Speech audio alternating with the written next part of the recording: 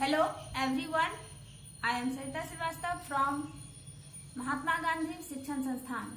Now I am going to teach Standard 3 Hindi.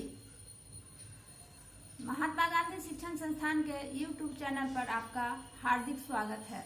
बच्चों, मैं आपको पिछले वीडियो में पत्र पढ़ाई थी, जिसके अंतर्गत मैंने आपको औपचारिक पत्र का प्रारूप बताया था और उस पर एक आवेदन पत्र लिखकर मैं दिखाई थी। आज मैं आपको बच्चों इसी पत्र के अंतर्गत, पत्र लेखन के अंतर्गत आज मैं आपको अनौपचारिक पत्र पढ़ाने जा रही हूँ।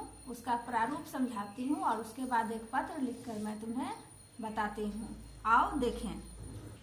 बच्चों, पत्र दो प्रकार के होते हैं, एक औपचारिक और दूसरा अनौपचारिक। औपचारिक पत्र आप पढ़ चुके हो, आज अनौपचारिक पत्र पढ़ते हैं। इसका प्रारूप क्या होता है, कैसे इसको लिखेंगे, तो पहले हम जानेंगे। सबसे पहले इसमें लिखा जाता है भेजने वाले का पता। आप जिसको पत्र लिख रहे हो, आप भेजने वाले हैं, तो आपका एड्रेस होना चाहिए, आपका पता होना चाहिए। उसके बाद है दूसरा पत्र लिखने की तिथि, तीसरा संबोधन कि किसको तुम पत्र लिख रहे हो, चौथा है उस संबोधन के अनुसार अभिवादन होना चाहिए। पांचवा आता है कि पहला अनुच्छेद। पहला अनुच्छेद बच्चों हमेशा कुशलक्षेम, पत्र में हमेशा कुशलता के बारे में लिखना पड़ता है, कुशलक्षेम पूछा जाता है।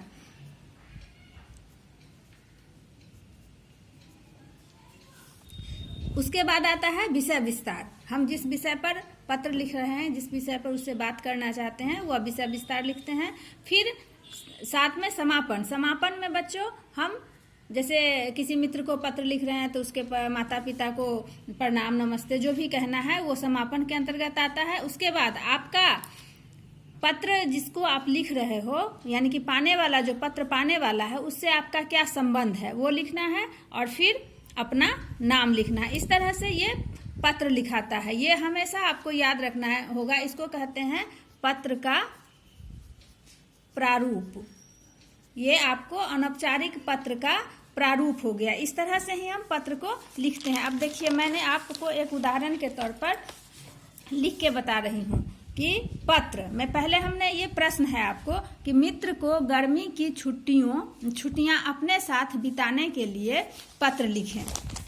तो आप लिखना शुरू करोगे। जैसे पहले था कि आपका जो एड्रेस है, आप भेज रहे हैं पत्र, तो आपका एड्रेस मान लीजिए आप परीक्षा भवन में बैठे हैं, तो परीक्षा भवन महात्मा गांधी शिक्षण संस्थान दरभंगा, ये आपका पता हो गया। उसके बाद दिनांक था तो दिनांक लिख दिए 27/5, आज 27 तारीख है तो 27/5/2020 हो गया।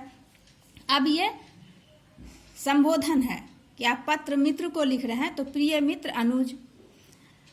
अब ये अभिवादन है, सस्नेह नमस्कार। अब ये यहाँ पर जो लाइन लिखी हुई है यह कुशलक्षेम है, कुशलता के बारे में जानकारी है। तो मैं यहाँ ठीक हूँ और तुम्हारे मंगल की कामना करता हूँ, भगवान तुम्हें हमेशा खुश रखें। तो ये हमने उसके कुशलता को जाना, कुशलक्षेम पूछ लिया।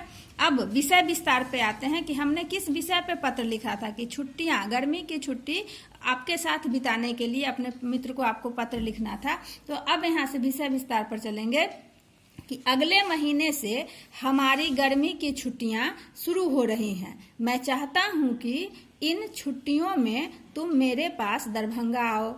हम लोग मिलकर गांव जाएंगे। वहां